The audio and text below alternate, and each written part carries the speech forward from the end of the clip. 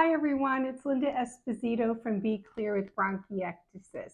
Today we're talking about bronchiectasis severity and the importance of nutrition.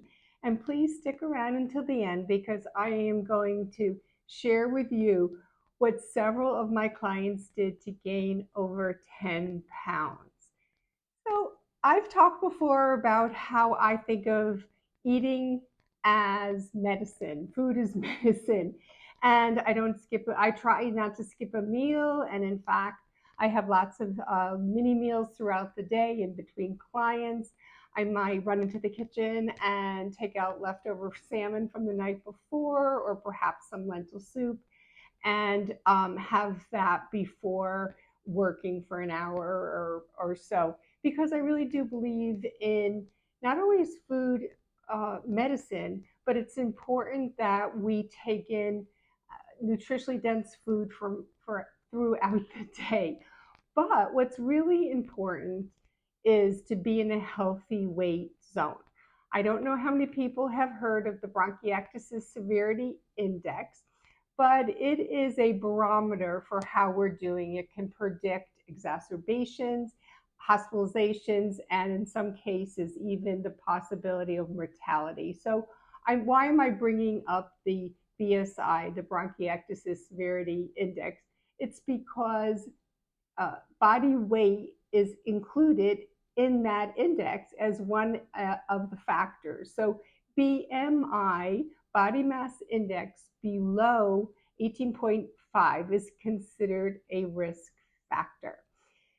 And, my goal is not to bring you down. My goal is to bring you up and to support you. So if you're below, if you have, if you're underweight, then, certainly there are things that you can do. It's important not only, everyone talks about protein, protein, protein, and that is important.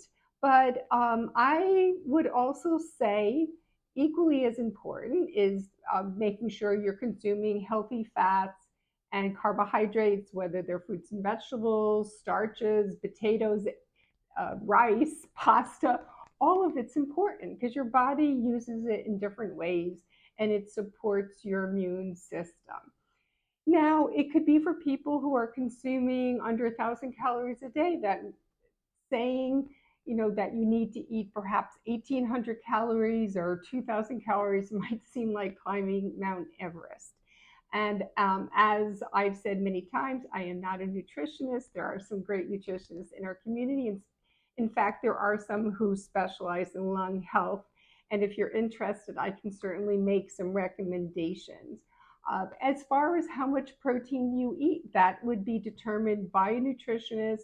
But like a quick guideline might be 1 gram of protein per kilogram of weight. So if you weigh 55 kilograms, then you would be consuming 55 grams of protein a day. And that's actually on the low side. I weigh about 135 and I try to eat 80 grams of protein a day, which is a bit of a challenge because I am a pescatarian, I guess you call it. I was eating chicken, but now that my daughter has chickens as pets, I just can't do it anymore.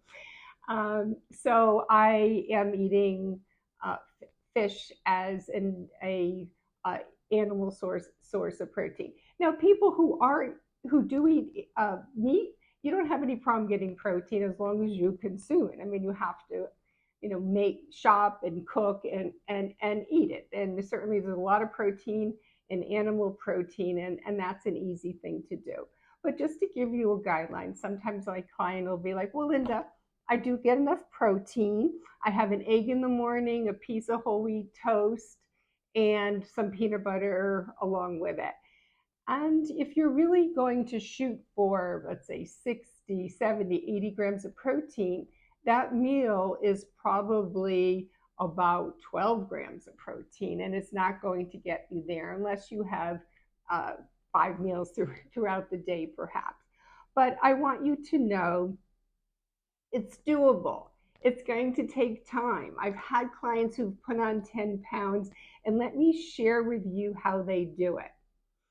It's not really through eating. I mean, they do their best with eating, but for whatever reason, they just have low appetite. It could be medication they're taking, it could be they never were into food to begin with. It could be what's called early satiety, where they fill up very quickly. So, for the most part, these clients have been able to add 10 pounds or more through nutritional drink supplementation. These, Boost, Ensure, those tend to be the ones that are least expensive. But then there are others that are perhaps more tasty. I know, I think it's Kate Farms is one, Orgain is another, but there are quite a few of them out there. And it's really a matter of sampling them and seeing which one you like. But be sure to get the high calorie. Sometimes people just get the high protein and not the high calorie. And as always, you're going to run this by your medical team. There might be a reason why you shouldn't drink these nutritional drinks. I don't know. But I have a client who, for years, she was hovering in the 90s, and now she is over 100 and 100 pounds, and she did it with a nutritional drink, but also with a bar that she likes. So that became her snack a couple of times a day. And over time, it took her a while, but she was able to put 10 pounds on. I hope this is helpful. I will talk more about the bronchiectasis severity index in another video. Please subscribe to my YouTube channel. Please like this video. Hit the bell so you get my little mini videos throughout the week. And be well. Bye-bye.